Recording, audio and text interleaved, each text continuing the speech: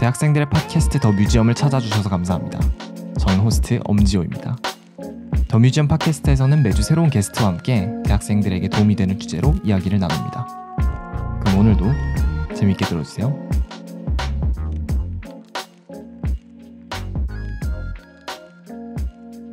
이렇게 하면 녹음이 시작됐습니다. 와. 네, 오늘도 더 뮤지엄을 찾아와 주신 여러분들 감사합니다.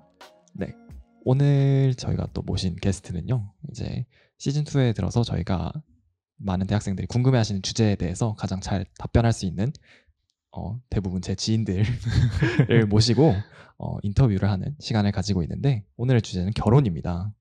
제 주변에서 결혼에 대해서 가장 잘 알 수 있는 사람이 누굴까 고민을 했는데 한 사람이 떠오르더라고요. 네. 그래서 혹시 자기소개 간단하게 해주실 수 있나요? 네, 간단하게 말씀드릴게요.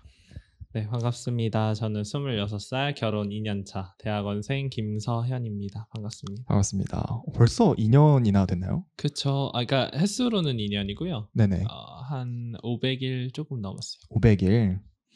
혹시 요즘 근황에 대해서 뭐 간단하게 설명해 주실 수 있나요? 네, 저 이제 3학기 대학원 3학기 석사 마치고 이제 마지막 학기에 남겨두고 있고, 그래서 수업은 이제 다 끝나서 이제 실험을 열심히 하고 논문 작성하고 이런 식으로.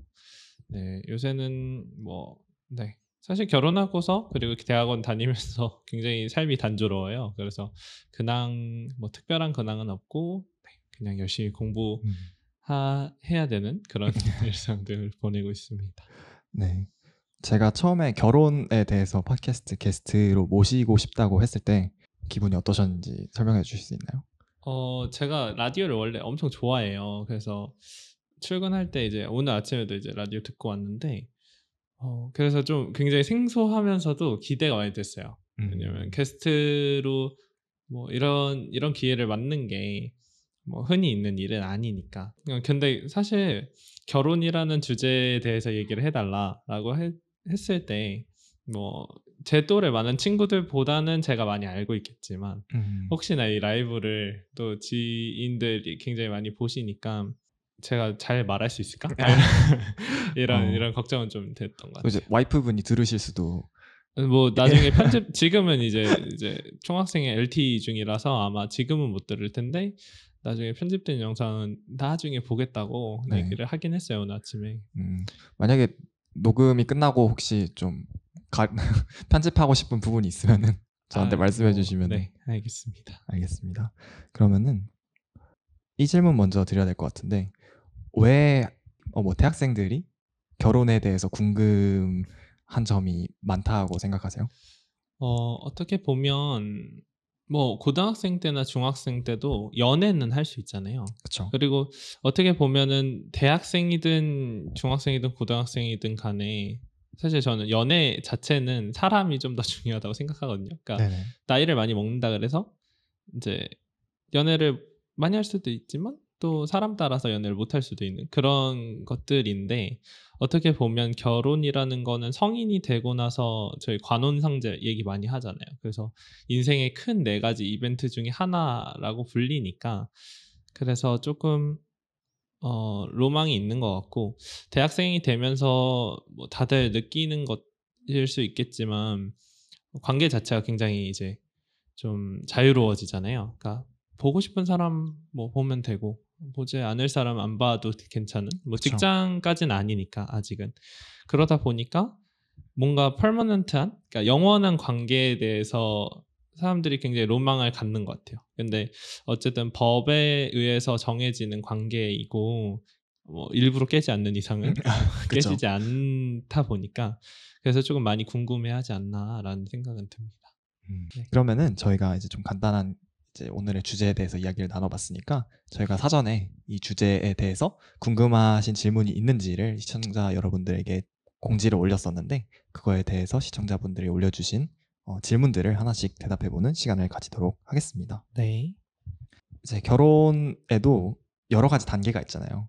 이제 결혼 시기 있고, 어찌 보면 하이라이트라고 볼 수 있죠. 이제 결혼 이후에 바뀐 삶들이 있을 수 있고, 하지만 그게 있기 전에 가장 먼저 프로포즈가 있어야 될 것 같은데, 프로포즈에 대해서 네. 그 얘기를 궁금해하시는 분들이 많은 것 같아요. 네.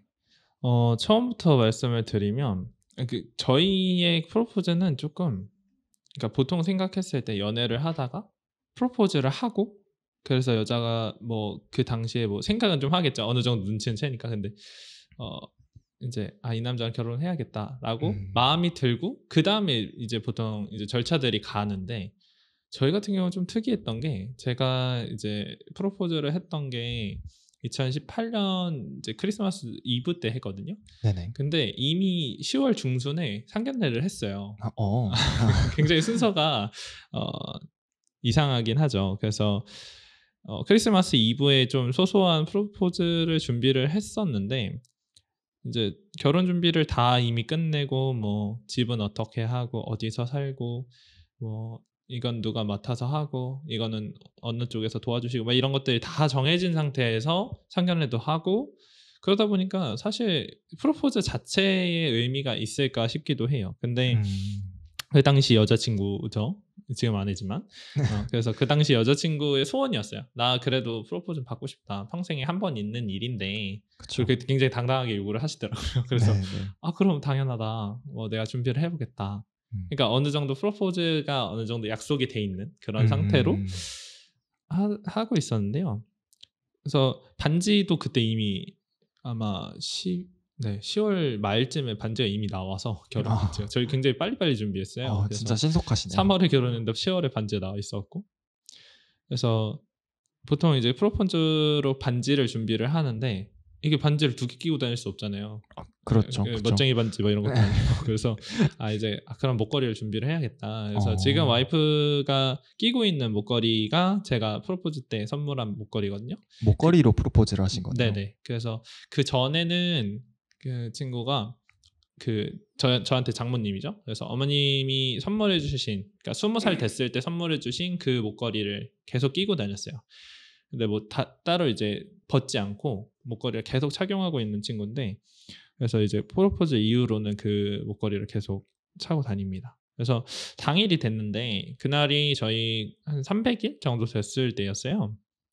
그래서 크리스마스 때는 뭐 교회도 바쁘고 막 이러니까 이제 이브 때 만나서 뭐 이제 데이트도 하고 뭐 300일 선물도 주고 해야겠다라고 해서 그날 이제 만났는데 그날 뭐 방탈출도 하고 뭐 이것저것 일정이 엄청 많았어요.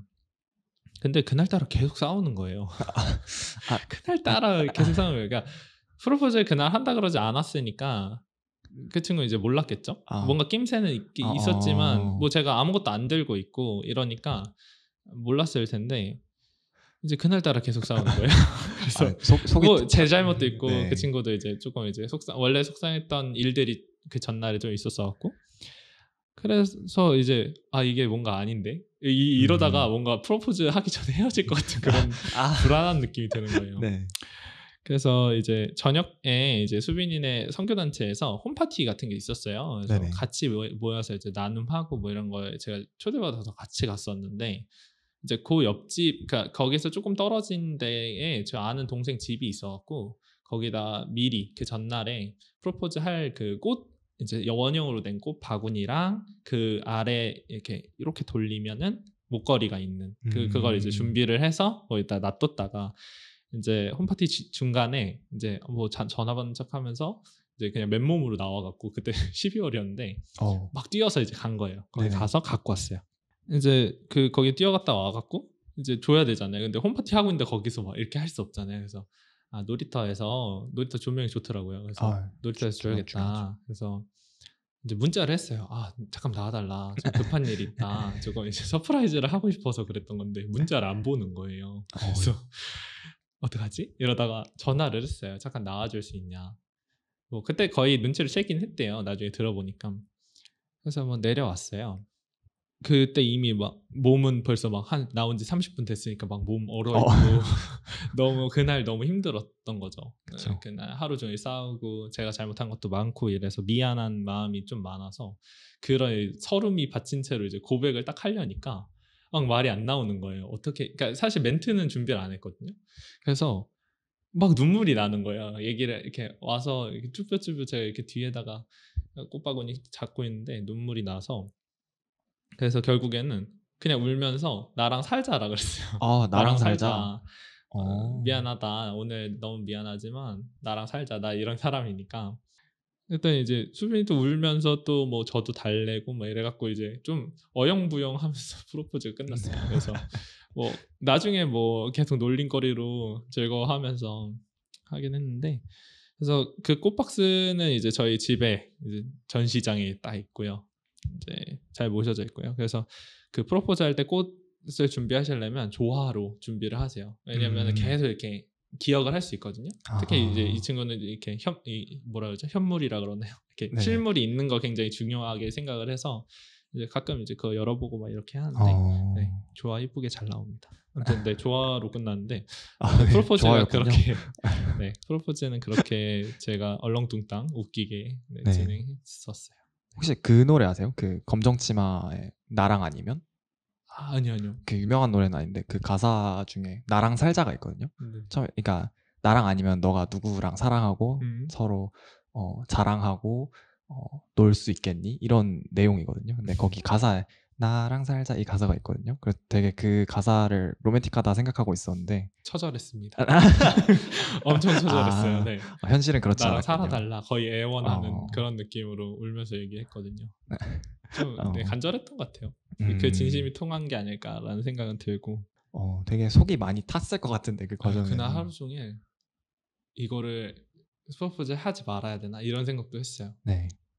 막 오빠 지금 나랑 뭐 하자는 거야 이럴까 막 그러네요. 네, 장난치는 거냐 생각할 그쵸. 수도 있고 네.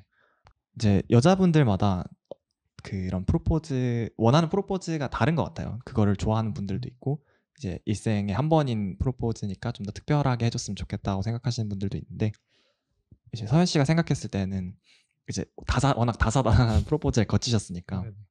아까 뭐 조화를 써라 이런 말씀도 해주셨는데 뭐 혹시 이제 남자분들이 모르는 것 중 대부분 남자분들이 프로포즈를 하실 테니까 뭐 남자분들이 좀 염두에 뒀으면 좋겠는 그런 것들이 더 있을까요? 글쎄요. 근데 저는 이제 이런 얘기를 굉장히 많이 한 편이었어요. 그러니까 프로포즈 어떻게 해줬으면 좋겠어. 왜냐면 정말 싫어하는 방식으로 프로포즈를 하면 그쵸, 그 기억이 좋게 남을 수는 없잖아요. 강남 한복판에서. 그쵸. 그러니까 그런 대화를 조금 나눠보시는 걸 추천을 드려요. 그러니까 흔히 생각했을 때 프로포즈는 서프라이즈를 해야지, 놀라게 해줘야지 이런 마음들이 있는데 정말 놀라기만 할 수도 있거든요. 전 정말 그렇게 생각해요. 서프라이즈만. 네. 그렇지만 프로포즈의 의미를 생각했을 때는 둘이서 어쨌든 약속을 하는 거잖아요. 가장 어떻게 보면 인생에서 중요한 약속을 하는 순간이기 때문에 뭐 조금 시시하고 조금 소소하더라도 좀 진심이 담기고 좋은 기억으로 남았으면 좋겠는 그런 마음들은 있어요. 그래서 조금 그런 연애를 하다가 그런 마음이 들면 그렇게 좀 힌트를 구하시는 거를 전 추천을 드립니다. 고백이랑 비슷하네요. 그쵸. 고백의 좀 업그레이드 버전이라고 해야 될까? 고백도 이제 썸을 타잖아요. 그쵸. 네. 그 느낌이 오고 이 친구 이제 나한테 언제 고백할까 이런 느낌들이 있으니까. 근데 이제 조금 뭐 방식의 차이는 있겠지만 네, 그런 뉘앙스들을 충분히 내포하고서 그 다음에 이제 진행하는 게 좋은 것 같아요. 맞아요. 고백은 도전이 아니라 확신이다 이런 얘기를 많이 하는데 청혼도 마찬가지네요. 네. 그렇죠. 놀래기만 하면 안 되잖아요. 그쵸. 강남 한복판에서 촛불 100개 켜놓고. 너무 싫어. 알겠습니다. 이제 팟캐스트를 들으시는 분들 중에 뭐 청혼을 염두에 두고 계신 분들이 있으면 참고하시면 좋을 것 같습니다. 네. 또 다음 질문으로는 이제 프로포즈를 했으니까 그 다음 단계는 결혼식이겠죠. 뭐 그 준비하는 과정들이 있겠지만 결혼식 전날에 모든 이제 특별한 이벤트가 있으면 그 전날에 긴장되잖아요. 그래서 결혼식 전날에 어떤 기분이 드셨는지, 뭐 하고 계셨는지 물어보는 사람들이 많았어요.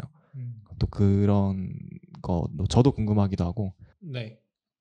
정리를 하자면 그 결혼식 전날은 그러니까 동아리나 아니면 이제 어떤 행사 같은 걸 주관해 본 분들은 굉장히 이해를 하는 대목일 거예요. 그러니까 그 전날에 그 당일날 오는 사람들을 위한 준비가 다 맞춰져 있어야 되잖아요. 그렇죠. 결혼식도 똑같습니다. 그러니까 결혼식이 어떻게 보면은 그 가족들의 물론 가족들의 행사가 맞지만 저희가 생각했을 때는 오는 하객들을 맞이하는 그리고 같이 축복하는 자리라고 생각을 해요. 그래서 어떻게 보면 둘이서 준비하는 전체 저희는 한 530명 정도 왔거든요.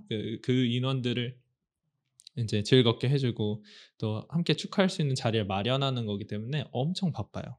그래서 이제 결혼 전날 이제 일찍 자는 게 좋잖아요. 저희는 이제 식이 6시인데 당일날 5시 40분? 6시? 그 사이에 일어나서 샵을 갔어요. 샵을 한 8시쯤에 도착하게 샵을 갔고 뭐 가서도 한참 기다리고 또 이제 메이크업 받고 이런 식으로. 그래서 실제로 이제 도착한 시간은 그쵸. 11시에 도착을 해서 이제 1시에 예식을 했던 것 같은데 잘 갑자기 기억이 안 나네요. 네네. 시간은 잘 기억이 안 네, 나는데 2년이나 됐으니까. 네. 그래서 아무튼 엄청 일찍 일어납니다. 근데 전날이 그렇게 일찍 자는 게 힘들어요. 그쵸. 체크리스트로 이제 안 챙긴 게 있는지 쫙 확인을 합니다. 저희는 이제 뭐 이제 개인 옷들, 그다음에 가족들 한복, 뭐 개인 옷도 이제 2벌씩 막 준비를 해요. 뭐 한복도 있고, 그다음에 뭐 정장도 있고 이런 식으로.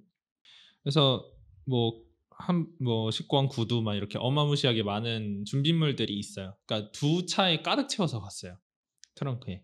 그래서 그거 다 준비하고 또 저는 축가도 있었잖아요. 축가도 부르고 저는 당일날 이동하면서 계속 그냥 축가를 불렀거든요. 사실 정말요? 그래서 아내 입장에서는 그때 듣는 게 별로 물론 의미는 있죠. 근데 이제 굉장히 웃겼을 거예요.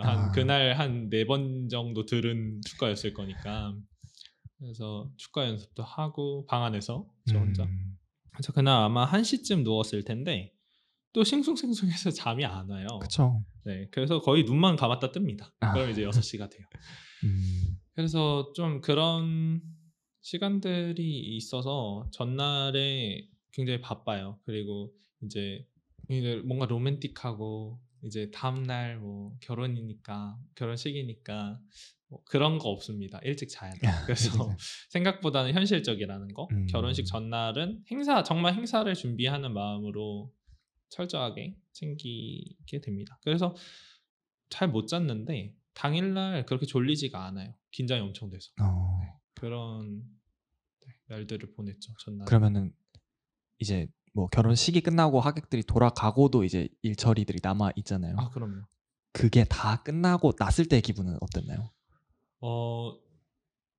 저희는 이제 뭐 그쵸. 사람마다 다를 수 있는데 생각보다 안 힘들었어요. 그게 정말요? 엄청 신기하더라고요. 그러니까 할 때는 힘든데 끝나고 나니까 굉장히 후련한 느낌이 들어요. 결혼식이 후련하면 되나 싶기는 한데 네. 결혼식 끝났을 때 굉장히 이제 끝났다. 그쵸. 이런 생각이 들고 그래서 저희는 그날 한 3시쯤 3시 반 이 정도에 이제 모든 정리가 마무리가 되고 이제 짐 싸서 이제 그 호텔로 이동을 했었는데 호텔에서 도착하자마자 이제 환복을 하고 편한 옷으로 그래서 2시간을 낮잠을 잤어요. 네, 그래서 한 5시 반쯤 일어나서 네. 저녁을 이제 호텔에서 저녁을 먹고 저녁이 심심한 거예요. 그 정도로 이제 좀 체력이 남더라고요. 그래서 정말요? 네, 그러고서 이제 저녁에 쇼핑하러 갔다 오고 이랬어요. 결혼식 당일이네. 네네네, 당일날 저녁에. 그렇죠. 그래서 생각보다는 긴장하고 있어서 좀 덜 힘듦을 느꼈을 수도 있는데 철저하게 준비만 돼 있으면 당일은 그냥 조금 즐겨도 되는 것 같아요. 나름 그 질문들이 순서대로 네, 기승전결이 있어요. 이제 프로포즈부터 이제 결혼식 디데이부터 이제 결혼식 당일. 네. 방금 이제 준비하는 과정에 좀 집중해서 설명을 해주셨는데 당일이 이제 그 몇 달 동안 준비해온 것들의 어찌 보면 피날레잖아요. 네. 그때 뭐 계획대로 된 것도 있으셨을 테고 계획대로 안 된 것도 있으셨을 것 같은데 결혼식 날에 제일 기억나는 거나 결혼식 날 가장 기억나는 게 어떤 게 기억이 나는지? 기억으로 생각을 했을 때는 그러니까 감정들이 굉장히 여러 가지 감정들이 지나가요. 결혼식 날. 뭐 기쁠 수도 있겠고 저희 결혼식 같은 경우는 조금 웃기게 진행된 편이에요. 어떻게 보면 친구들 결혼하고 이런 거 보면 뭐 주례 선생님 이제 또 말씀 길게 하시거나 내지는 이렇게 축가들이 굉장히 처진 축가들이거나 이러면은 조금 분위기가 좀 다운되는 경우들도 많거든요. 근데 저희는 이제 하객들도 좀 어린 편이고 그쵸. 그리고 축가도 제가 어쨌든 마지막에 빠른 곡을 불렀고 뭐 이래저래 해서 또 이제 아내가 안 울었고 뭐 이런 여러 가지 예, 일들이 있어서 그래서 결혼식이 굉장히 기쁜 와중에 잘 진행이 됐어요. 근데 그 외에도 이제 여러 가지 감정들이 지나가는데 제가 가장 선명하게 기억이 났던 거는 이제 그 결혼식이 끝나고서 이제 사진을 찍잖아요. 네.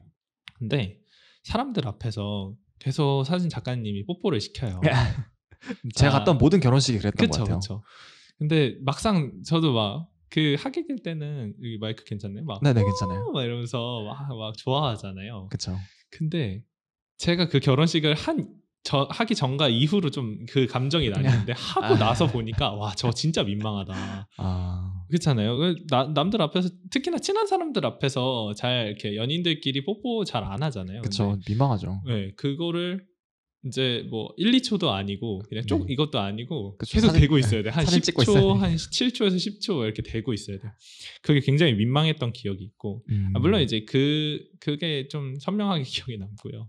그래서 뽀뽀를 좋아하는 사람으로서는 조금 당황스러웠던 그런 기억이 있어요. 그리고 그냥 기억으로 그냥 어떤 눈으로 했을 때의 장면은 딱 신부가 들어올 때 제가 먼저 입장을 하고 그쵸. 이제 신부가 들어오죠. 그때가 제일 기억에 남아요. 그 딱 장면이. 네. 제가 너무 긴장해서 막 그때 워킹을 다 망했거든요. 그때 그거 아직도 놀리는데 네, 그 들어올 때 정말 딱 아무도 안 보이고 그 딱 스포트라이트 들어오는 신부만 딱 보여요. 물론 이제 옆에 아버님 계시지만 그래서 아, 저분이 내 아내분이구나 이런 느낌이 들어요. 아, 굉장히 정말요? 신기해요. 그냥 좀 물론 이제 제 개인적인 경험이지만 저분이랑 이제 내가 결혼을 하는구나 이런 느낌이 딱 들었어요. 아까 뭐 잘 된 것도 있고 잘 안 된 것도 있고 이런 얘기 하셨었는데 생각보다 의외인 부분들이 있고 몰랐던 부분이 굉장히 많아요. 아무래도 처음 하다 보니까. 그래서 그런 거 말씀을 드리면 이제 신랑 입장에서 신랑은 굉장히 바빠요. 그쵸. 네, 굉장히 바빠요. 뭔가 굉장히 바쁜데 사실 하는 건 별로 없거든요. 근데 네네. 계속 바빠요. 네네. 그래서 아는 게 하나도 없어요. 신랑은 난 아무것도 몰라. 근데 계속 저를 찾아요. 그래서 뭐 워킹 리허설 할게요. 뭐 신랑님 워킹 리허설 할게요. 그래서 직원한테 막 끌려가서 막 해요.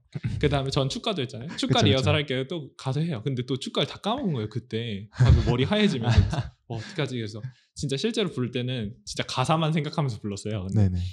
아무튼 뭐 그리고 혼주분 어디 계세요? 뭐 아버님 어머니 어디 계세요? 근데 전 잘 몰라요. 거기 계속 서 있었으니까. 그러고 이제 사회자 어디 계세요? 주례분 어디 계세요? 막 계속 저를 찾아요.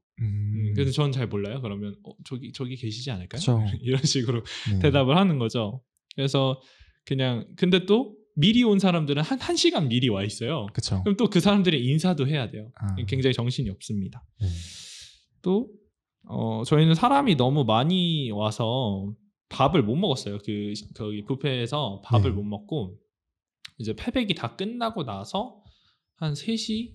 네, 3시쯤에 그 패백실 안쪽에 도시락을 또 준비를 해주세요. 그래서 네네. 그 도시락을 주는데 저희가 그때 아침 또 못 먹었죠. 아침 못 먹고 그냥 거기 메이크업샵 가서 그냥 과자류로 그냥 좀 때우고 막 이랬었기 때문에 그러니까 거의 하루 종일 아무것도 못 먹은 상태에서 3시에 딱 밥을 먹어요. 그게 굉장히 행복합니다. 그게 생각보다 너무 행복했어요. 그래서 그런 게 조금 의외인 부분이었고 제가 딱 한 건 딱히 잘한 게 없어요. 제가 진행한 건 딱히 잘한 게 없어요. 뭐 워킹 망했죠. 그다음에 축가하는데 삑살이 나고 뭐 그랬는데 사람들이 계속 박수를 쳐줘요. 좋아해주고 뭐 못하는 대로 이제 좋아해주고 뭐 잘하면 뭐 재미가 없으니까요. 네. 잘하면 기억이 안 날 것 같아요. 그래서 뭐 기억에 남는 결혼식으로 잘 선물해 준 것 같은데 네, 아무튼 그런 것들이 좋았던 것 같아요. 그러니까 내가 어떻게 해도 이 사람들 굉장히 좋아해 주는구나, 축복해 주는구나 이런 느낌을 많이 받았습니다. 네. 막 이것저것 준비할 게 많다고 하셨는데, 그러니까 좀 뜬금없는 농담이긴 한데 네. 어떤 이제 신랑 신부 이제 결혼을 앞둔 이제 그때 당시에 이제 서현 씨랑 이제 와이프처럼 앞두는데 시어머니가 계속 자꾸 이런 거는 이렇게 해라 저렇게 해라 이렇게 말씀을 하셨대요.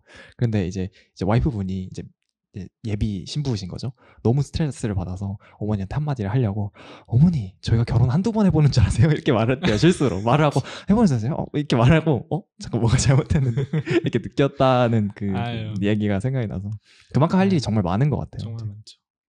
그러면은 이제 결혼식과 관련된 이야기들이 대충 끝났는데 이제 저희가 또 녹음 시간이 한 30분 정도 됐는데 저희가 이제 오늘은 녹음하고 있는 장소가 예약 시간이 빠듯하기 때문에 이제 결혼에 대한 결혼식 프로포즈부터 결혼식까지의 이야기를 나눠 보았고 이제 2부에서는 이제 결혼식 이후 결혼 이제 2년이나 됐으니까 이제 결혼식 이후의 삶의 이야기를 들어보는 시간을 가져보도록 하겠습니다. 네. 그럼 저희 잠깐 쉬는 시간 가지고 돌아오도록 하겠습니다. 네. 쉬고 오겠습니다.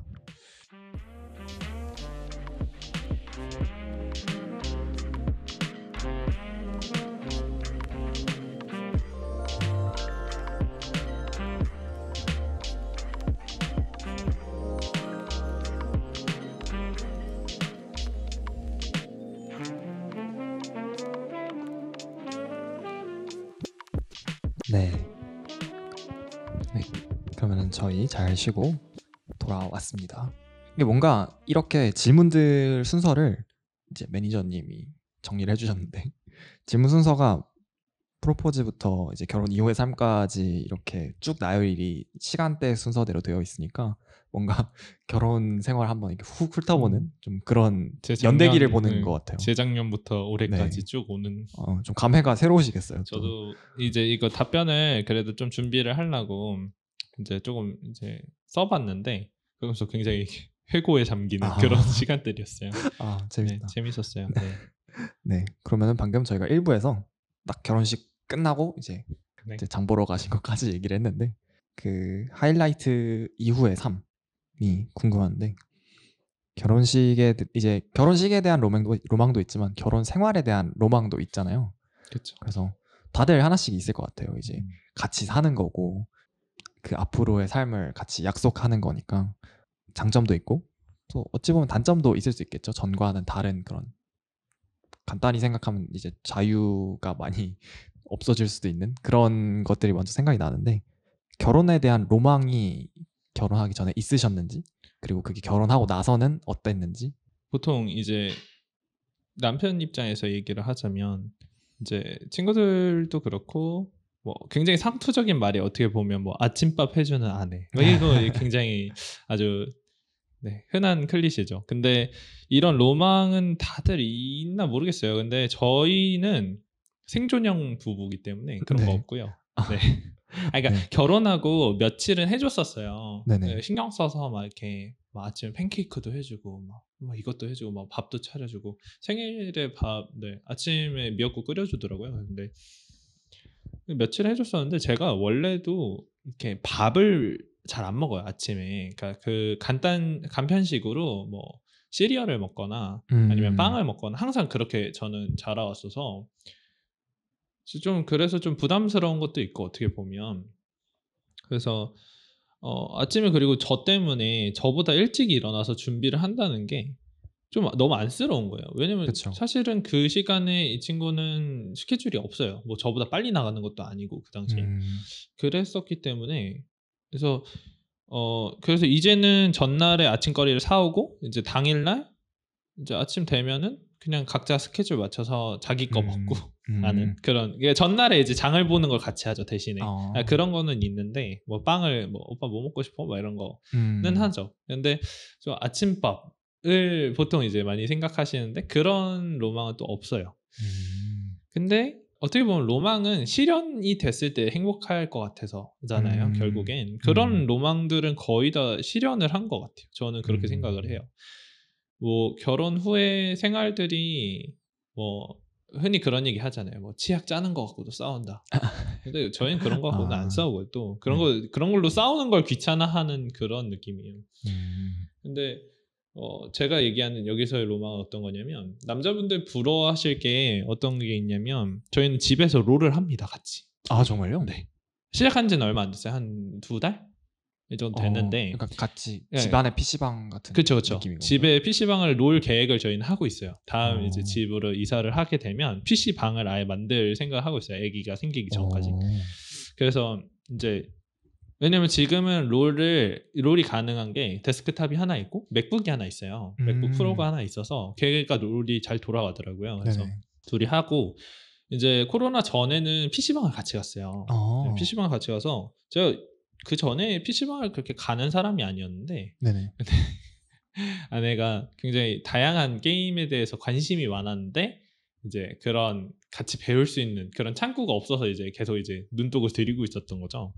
그래서 그 전에는 PC방 가서 같이 옵치하고 오버워치하고 그 직전에는 또 스타크래프트를 제가 가르쳐줘서 같이 했었어요. 아 정말요? 그래서 이제 그 시댁 같이 갈 때, 그러니까 저희 집 본가 같이 갈 때 이제 저희 아버지랑 동생이랑 해서 스타 한번 할래? 해서 2대2로 했는데 저희가 이겼습니다. 심지어 이제 아내가 이겼어요. 저는 이제 백업만 해주고 그러니까 저는 이제 지켜만 주고 본진을 네. 아내가 다 가서 부셨어요. 그래서 굉장히 이제 시아버지가 굉장히 충격을 받았다. 그래서 아무튼 PC방에서 그렇게 좀 잘 노는 거 굉장히 좋아해요, 둘 다. 근데 어떻게 보면은 남자들 힘들어하는 게 그런 거, 특히나 게임 같은 거는 못하게 하잖아요. 아내들이 못하게 하고 뭐 그런 거 할 시간에 뭐 이런 얘기 하잖아요. 그쵸. 근데 저희는 그런 거 없어요. 그런 거 하자 이렇게 되는 겁니다. 그래서 너무 즐겁고 눈치 안 봐도 되고 뭐 그런 것들이 있고요. 뭐 좀 이렇게 얘기하면 너무 둘이 그냥 놀고 먹는 것 같아서 그냥 조금 뭐 설레는 얘기를 해드리면 저는 소소하게 로망이 있다고 하면 그 침대에서 뽀뽀하고 안아주는 거 그런 거 굉장히 로망이었어요. 네. 사실 그렇잖아요. 뭐 연애할 때 물론 할 수 있겠죠. 근데 그 느낌이랑 다르죠. 그래서 이 사람이 나랑 하루를 같이 시작하고 같이 끝내는 사람이구나 이런 증표 같은 거죠. 어떻게 보면 오늘도 고생했고 네, 잘 자요 이런 느낌으로 이제 뽀뽀하고 안아주고. 그래서 저희는 같이 매일 일어나고 매일 같이 해요. 잠들고 네. 아침에 일어나면 뽀뽀로 깨우고 뭐 이런 거 합니다. 좀 민망하긴 한데 뭐 제가 보통 하기 때문에 상관이 없어요. 네. 네, 그래서 그런 로망들은 충분히 다 실현을 하면서 살고 있는 것 같아서 굉장히 행복하게 잘 지내고 있어요. 그 방에 PC방 만드는 거는 진짜 비교적 최근에 이제 웹에서 부러움을 사는 그런 로망들 중에 하나인 것 같은데 그래요? 그게 실현이 됐다는 거는 주변에서 부러워하거나 그러지는 않나요?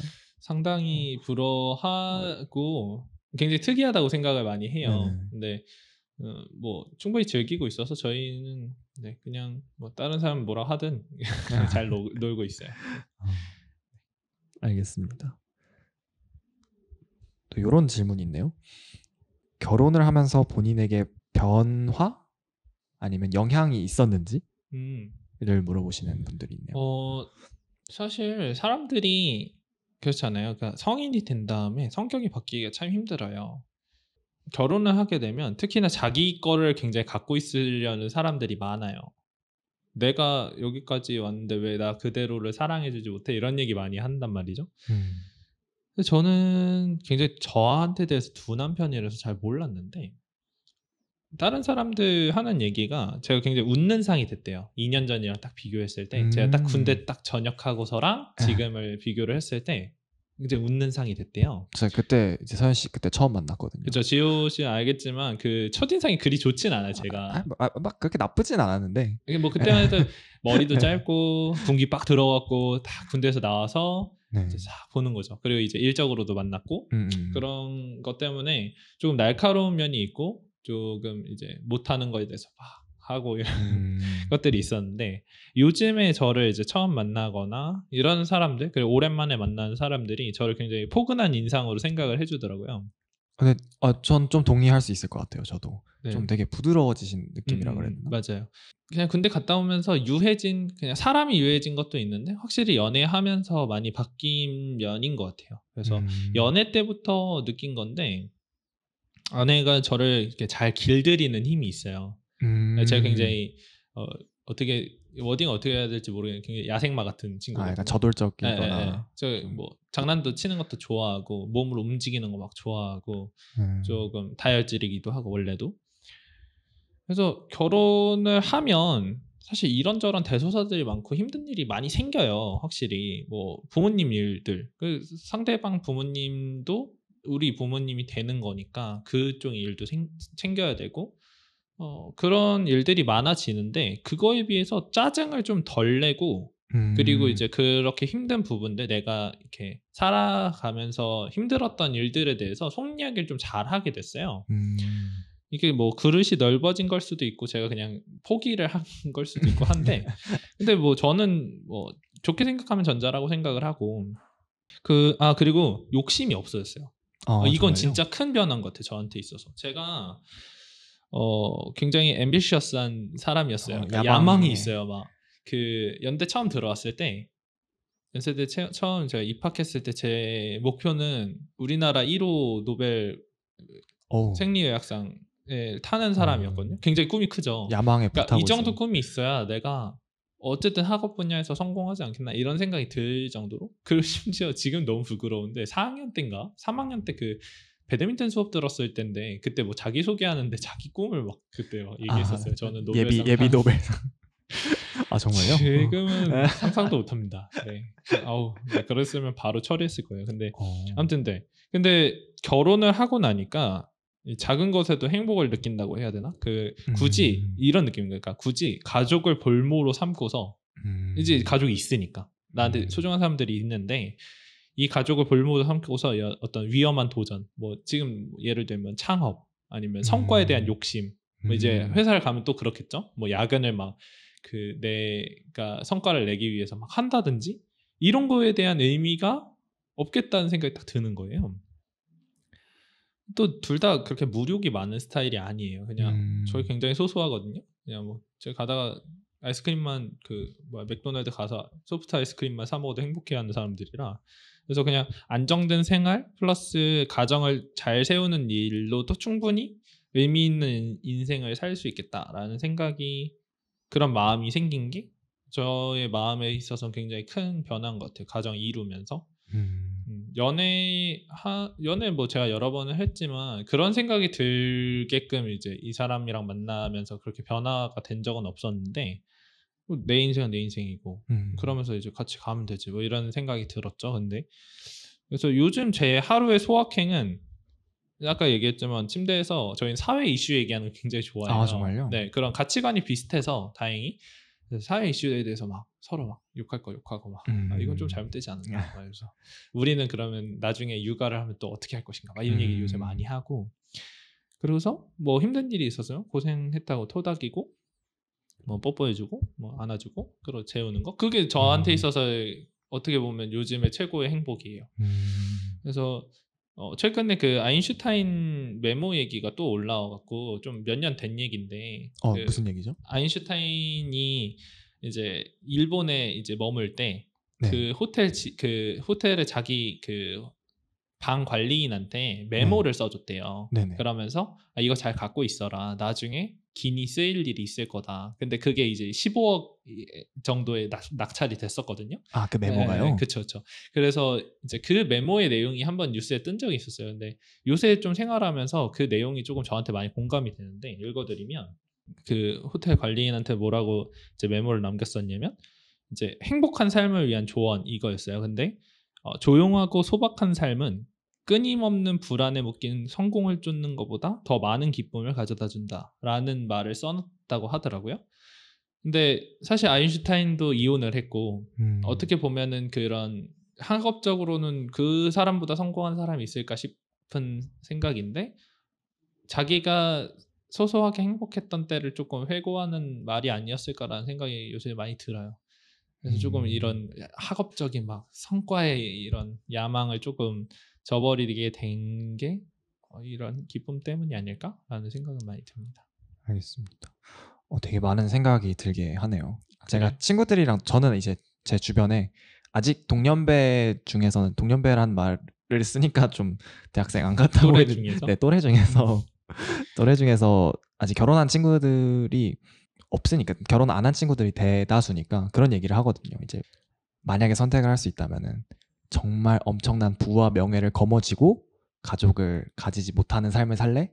아니면 정말 너가 꿈에 그리던 가정을 가지지만 너의 커리어에서는 평균? 혹은 평균 이하? 이지만 소소한 삶을 살래? 이렇게 물어보면은 이제 갈리죠. 또 가정적인 그런 가치관을 갖춘 친구들은 그래도 가족이지 이렇게 대답하는 친구들이 있고, 좀 야망에 찬 친구들은 그래도 나는 내 커리어에서 내 이름을 날리고 싶고 명예를 쥐고 싶고 이렇게 말하는 친구들이 있는데, 뭐 서현 씨나 아니면은 이거에 공감하는 많은 유부남 유부녀분들이 가치관이 바뀌는 거죠. 그쵸. 본인이 중요시하는 그런 본인 커리어에서의 그런 리나운드 된 입지보다 더 중요한 게 생긴 거죠. 그거를 위해서 리스크를 걸 이유가 없어진 거고, 되게 많은 생각이 들게 하는 것 같아요. 아무튼 그런 변화들이 있는 것 같습니다. 연애도 그렇고 이제 결혼도 그렇고요. 그러면은 다음 질문으로 넘어가 보자면, 결혼을 했다는 게 실감나는 순간이 있나요? 조금 앞에 질문이랑 연관이 되는 것 같아요. 그래서 가장 크게 와닿는 거는 진로에 대해서 결정을 할 때예요. 지금 저희가 어쨌든 학생 신분이기도 하고 저도 아내도 이제 대학원생인데, 그러고서 이제 어떻게 할까를 굉장히 고민 많이 했었어요. 사실 저희가 일찍 결혼을 하게 된 이유 중에 하나가 이제 유학을 같이 가려고, 이제 박사 유학을 같이 가려고 결혼을 일찍 하자라고 이제 얘기가 돼서 결혼을 한 건데, 뭐 어떤 이유가 됐든 결혼 일찍 한 건 전 좋은 것 같아요. 이따가 얘기를 또 하겠지만. 근데 그러고 나서 굉장히 많은 상황들이 바뀌었어요. 그래서 아내의 과도 바뀌고, 그러니까 원래 전공 분야에서 이제 다른 과로 전과를 하게 됐어요. 재입학을 하게 돼서 이제 언어 치료 쪽으로 가게 되고, 그리고 저도 조금 이런 학계, 아카데미아에 대해서 조금 고민을 많이 하게 됐어요. 내가 계속 연구하는 게 맞을까? 그러니까 연구만 할 수 있으면 좋은데, 참 이런 게 교수의 파워나 이런 게 굉장히 학계에 민감한 사안이더라고요. 어떻게 보면은 이럴 거면 그냥 돈 많이 받고 회사를 가지, 이런 생각 한번 한 적이 있었거든요. 그러다 보니까 둘 다 조금 유학에 대한 생각을 조금 접게 되면서, 그럼 난 뭐를 할까? 국내에서 박사를 할까? 아니면 취직을 할까? 그런 생각들. 그리고 이제 와이프 같은 경우도 이제 끝나고서 굉장히 또 거기도 길이 많아요. 언어 치료사 자격증을 따면 뭐 병원에 갈 수도 있고 센터에 갈 수도 있고, 아니면 자기가 직접 센터를 차려도 돼요. 그런 여러 가지, 거긴 또 창업인 거죠, 그렇게 되면. 그런 여러 가지 길들이 있는데, 그런 걸 고민하고 나누는 과정에서 혼자 할 수가 없어요. 혼자 하면 안 되는 거죠. 그 순간이 저는 결혼이 실감나는 순간이라고 말씀을 드리고 싶어요. 그리고 이 결정이 그냥 단지 내 인생을 지탱하는 것으로 끝나면 안 돼요. 내 인생, 사실 지금도 뭐 석사 하면서 제 인생 정도는 지탱할 만하죠. 하지만 이제 가정을 위해서는 뭐 과외 하나라도 더 알아보고 이렇게 하는 것들이 있다는 거죠. 그래서 이게 참 어려우면서도 결혼을 잘했다는 생각이 드는 거는, 제 아내가 학업적인 부분에서 저한테 얘기를 할 때, 박사를 하게 되면 시간과 돈이 더 들어가요. 그리고 돈을 못 버는 시기가 길어지는 거죠, 한마디로. 근데 그렇게 돼도 하고 싶으면 하라고 하더라고요. 자기 신경 쓰지 말고 "오빠 공부를 하고 싶으면 공부를 해라." 그래서 어떻게 보면 제 선택을 굉장히 존중을 많이 해 주는 편이에요. 그리고 제가 한번 그랬어요. "우리 그럼 돈 없으면 어떡하냐? 어떻게 사냐?" 이렇게 얘기를 했어요. 그랬더니 "아 내가 벌어 먹이면 되지 뭘 그런 거 갖고 그러냐." 멋있다. 굉장히, 그래서 "아 네가 가장하세요." 이랬는데 그렇게 얘기를 했는데, 뭐 결과적으로는 제가 가장을 하게 됐습니다만. 그게 굉장히 쿨한, 네, 그런 면모들이 있어요. 그래서 좀 이렇게 인생에 있어서 시너지를 만들어 낼 때가, 그때가 좀 배우자가 있다는 게 실감 나는 때인 것 같아요. 지금은 또 학업이 끝나고서 이제 둘 다 이제 직장을 가졌을 때, 그러고 나서 우리 둘이서 할 수 있는, 그러니까 저희 사회 공헌적인 부분들을 굉장히 많이 생각을 하거든요. 그냥 우리가 돈 버는 거 말고, 돈 버는 거는 그냥 아무나 할 수 있는 거니까 우리 둘이 할 수 있는 게 뭘까를 굉장히 구상을 많이 하고, 또 엉뚱한 생각들을 굉장히 많이 해요. 그래서 그렇게 같이 고민하는 시간들, 진로에 대해서 그런 생각들을 할 수 있다는 게 가장 실감이 나는 순간인 것 같아요. 음, 확실히 혼자일 때는 본인의 가치관에 만 따라서 움직이면 되잖아요. 그렇죠. 그거에 대해서 누가 뭐라고 할 수 없죠. 사실 그것도 되게 어려운 일이고 그쵸. 본인이 그런 것들을 하나씩 저울질 해봐야 되잖아요. 내게 무엇이 더 중요한지 아니면은 어떤 것을 희생할지 모든 걸 가질 수는 없으니까 어떤 네. 것을 희생하고 어떤 것을 선택할지가 진로에 큰 영향을 미치는데 확실히 결혼을 하게 되면은 한 명이 더 생긴 거고 혼자일 때도 고려할 것이 많았는데 이제 두 명이 된 거고 이제 만약에 아이를 가지게 되면은 더 고려할 게 더 많아지는 더 거죠. 더 많아질 그쵸, 그쵸. 텐데 그래서 살짝 서로 이제 그런 진로적인 부분을 본인이 먼저 고민을 하고 얘기를 할 때는 그냥 결제받는 그런 느낌이에요. 서로에게 서로가 네. 상사가 돼주는 거죠. 그쵸. 오케이 이렇게 되면은 가는 거고 좀 더 고민해보자. 근데 지금까지 좀 더 고민을 해보자는 한 번도 나온 적은 없어요.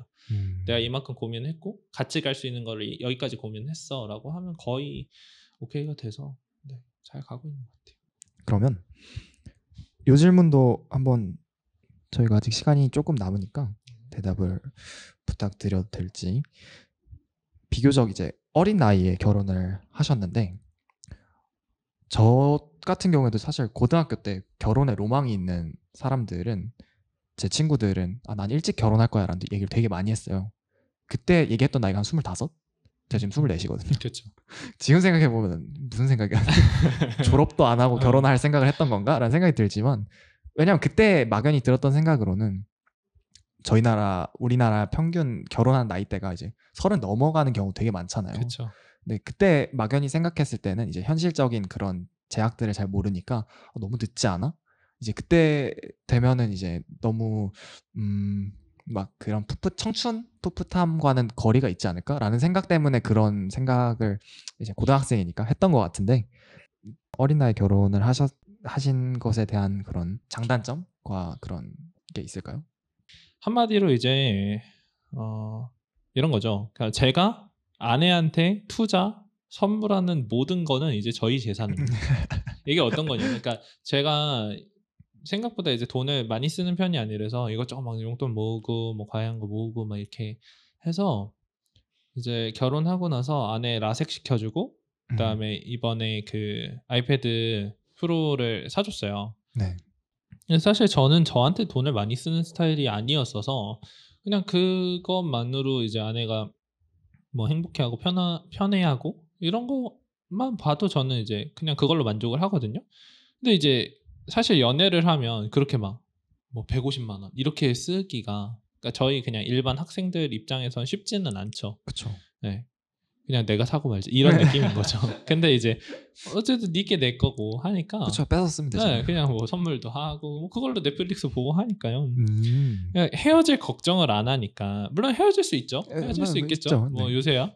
그렇지만 뭐 그런 생각을 안 하니까 딱히 뭐 밀당이니 네가 더 좋니 내가 더 좋니 막 이런 거 하지 않아도 되고 그러다 보니까 에너지가 덜 들어요. 확실히. 네. 그리고 데이트 비용도 실제로 덜 드는 편이에요.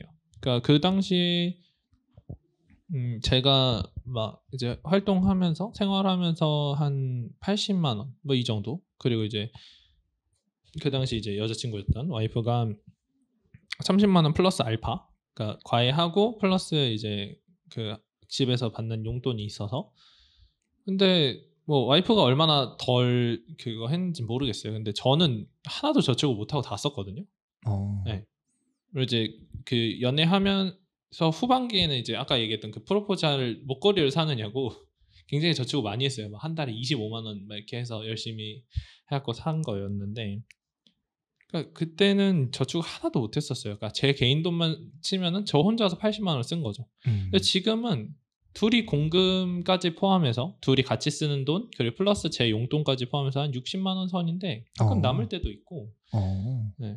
그러다 보니까 확실히 돈을 덜 써요. 이건 뭐 사람마다 다를 수도 있어요. 근데 어쨌든 집에 같이 있기 시작하면 공과금이 안 아깝습니다. 그쵸. 이건 정말이에요. 뽕을 뽑을 수 있으니까. 네, 그만큼 경제 비용이 덜 드는 건 네. 사실이에요. 그러니까 돈이 없다? 집에 가면 돼요. 네. 뭐 노을숲 막 이런 데 안 가도 이거 PPL인가요? 노을숲이나 뭐 이런 뭐 마녀의 네. 다락방 이런 이제 그런 카페들에 안 가도 돼요. 집에서 그냥 커피 내려 먹고 믹스 커피 타 먹고 이래도 행복하다는 거죠. 집이니까. 훨씬 싸죠, 그게. 그러니까 결국에는 그러니까 이렇게 얘기할 수 있는 거죠. 둘이 한 해에 영화 보고 팝콘 먹고 카페 가는 비용 결국엔 TV에 넷플릭스 연결해서 팝콘 튀겨서 보는 비용보다 더 들어요. 근데 여긴 TV가 남죠, 심지어. 그런 그렇죠. 엄청나게 차이가 나는 거예요. 이런 경제 비용들이. 이런 실질적인 것들이 확실히 차이가 나고요. 그러니까 사람들이 그런 얘기를 많이 해요. 그러니까 내가 경제적으로 이렇게 갖춰지고 뭔가 내가 있어야지 이거를 준비를 하지. 근데 뭐 요새 이제 사회적인 인식에서 시작할 때 집을 사고 시작하려고 보통 생각을 하고, 그러니까 부모님들도 이렇게 자식이 고생하는 게 싫으니까 자가로 시작을 하게끔 그러다 보니까 어떻게 보면은 결혼 정년기가 늦어지는 거거든요. 그런 기사를 봤어요. 요새 결혼 정년기, 그러니까 결혼 평균 나이가 남자가 한 34세, 맞아요. 여자가 한 31세 요 정도 선인데, 남자가 안 쉬고 군대 갔다 와서 휴학 안 하고 졸업을 해서 취직을 해서 그러면 한 27살 이 정도 되죠. 근데 그 상태에서 34살까지 그냥 중소기업에서 모은다고 생각했을 때 한 달에 200씩 모아도 그게 1억이 안 돼요. 근데 그쵸. 서울 집값이 엄청 나잖아요. 1억으로는 뭐 어떻게 보면은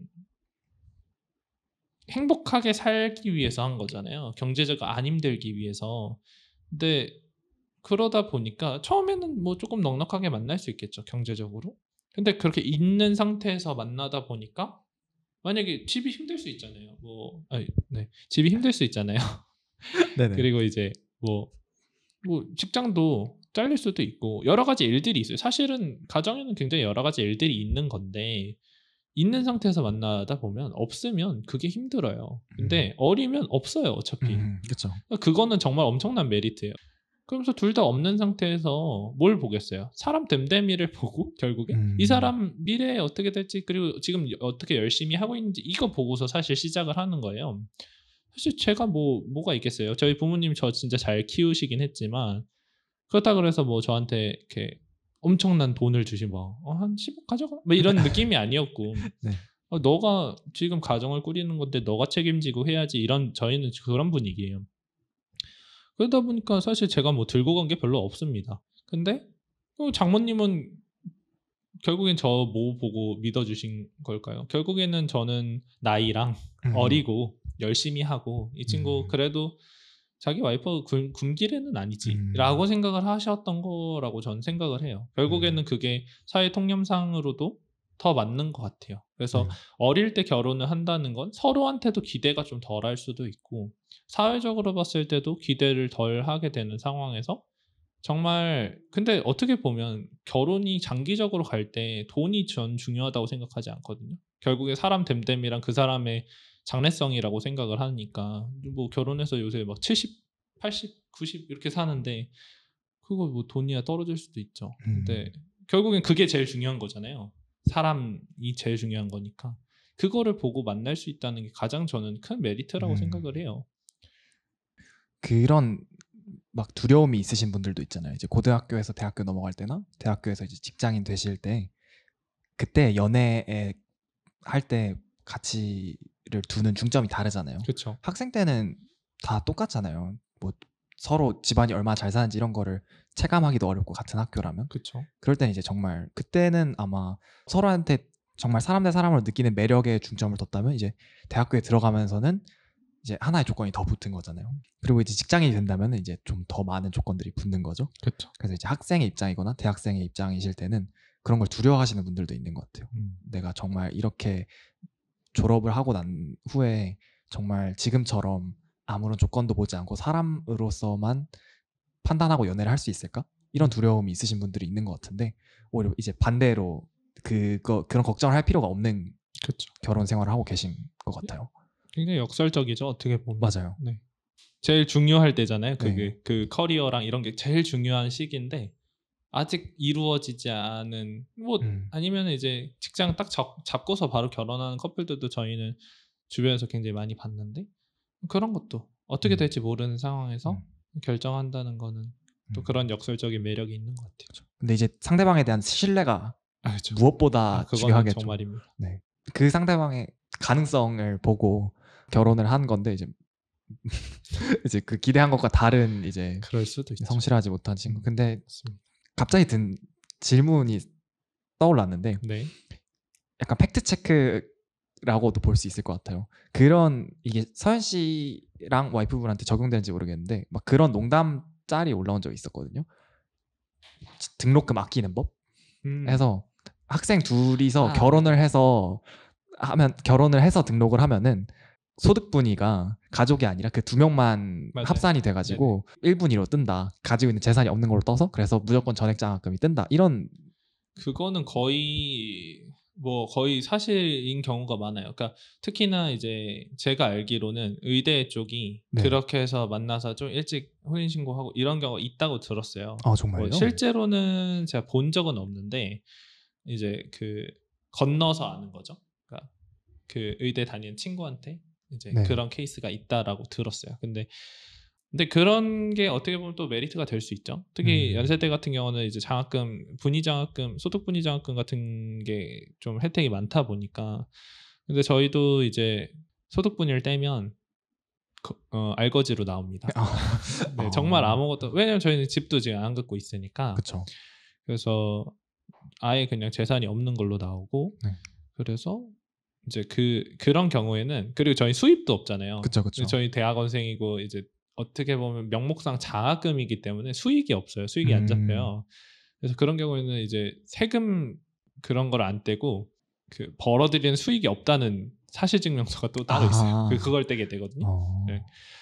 그래서 확실히 그런 면에서 메리트는 있죠. 네. 사실이었군요. 네, 사실입니다. 혹시 모르시는 분들 위해서 이렇게 여기다 이렇게 제가 근데 나중에 띄울게요. 사실 근데 그거 네. 받으려고 결혼을 20살 때 하지 않아요. 그럴 수는 없죠. 네. 네, 그게 반대로 되면 안 됩니다. 결혼을 하셨는데 이제 혜택을 받을 수 있는 혜택을 받으려고 결혼하는 거예요. 이거는 네, 저희가 말씀드리고자 하는 게 아니라는 걸 네, 아셨으면 좋겠고. 벌써 시간이 저희가 두 번째 녹음도 45분을 향해 달려가고 있는데 이 질문은 꼭 해야 될 것 같은데 혹시 이제 배우자에게 한마디를 부탁드려도 될까요? 이 자리를 빌어서. 해야 되나요? 아니요. 뭐 저보고 하셔도 되고. 네. 감정이입을 해볼게요. 네, 한마디. 저희가 사실 이런 거 막 자리들이 종종 있었어요. 뭐 네. 하고 싶은 얘기 있으세요? 뭐 이런. 근데 사실 따져보면 연애를 하면 집에 가잖아요. 근데 네네. 저희는 집으로 모이거든요. 네. 그래서 매일 얘기를 하죠. 네네. 그래서 이거를 뭐 제가 여기 간단하게 쓰긴 했지만 고민 많이 했어요. 이 질문 그냥 한마디 이렇게 돼 있어서 한마디를 어떤 얘기를 할까. 제가 매일 집 갈 때 하는 말입니다. 그래서 오늘도 집 가니까 이따가 보니까 이 얘기를 하고 싶어요. 이렇게 막상 하려니까 굉장히 떨리네요. 한마디 하자면 여보야 이따 봐요. 보고 싶어요. 이렇게 얘기합니다. 네. 달달하네요. 굉장히 땀이 나네요. 네. 그러면 이제 이렇게 질문들이 다 마무리가 되었는데 오늘 어떠셨나요? 재밌네요. 제가 굉장히 편하게 얘기한 것 같아요. 그래서 뭐 진지한 얘기도 있고 재밌는 얘기도 있고 뭐 이렇게 여러 가지 얘기를 했는데 뭐 저는 주변에 그래서 커플들 있으면 결혼 꼭 하라고 얘기하거든요. 그래도 그러니까 뭐 상황 따라 좀 다르죠. 뭐 여자도 보고 남자도 보고 해서 얘 아니야 이렇게 얘기할 때도 물론 있어요. 물론 있고 네네. 물론 제가 믿는 거는 그래도 주변 친구들 이제 연애한 친구들 다 그래도 잘 성숙하게 연애하고 있는 친구들이라 그래서 결혼을 꼭 추천을 합니다. 결혼으로 배울 수 있는 게 100% 있어서. 그래서 오늘 조금 이런 이야기들 제 사견이었지만 이런 얘기들 나눌 수 있어서 너무 감사했던 것 같아요.